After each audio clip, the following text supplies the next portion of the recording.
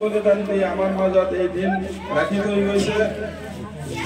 এই দিনত আজিৰ দিনত 15 আগষ্ট লালকিল্লাত ব্ৰিটিছৰ পতাকা পেলাই শাহনৱাজ খানে আমাৰ এই ভাৰতীয় পতাকাখন উত্তোলন কৰিছিল। তেখেতসকলে আজি আমাৰ মাজত নাই। তেখেতসকলক আমি এই দিনত দোৱাও আমাৰ অন্তৰত সদায় তেখেতসকলক জীয়াই আছে।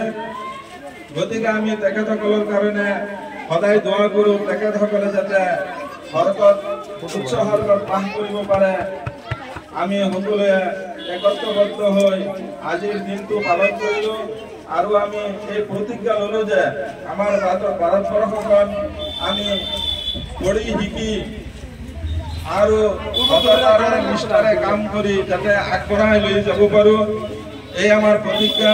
আৰু আজিৰ দিন যাতে সকলোৰ কাৰণে মংগল হয়, এইখিনি কৈ মোৰ চমু বক্তব্য সামৰিছোঁ।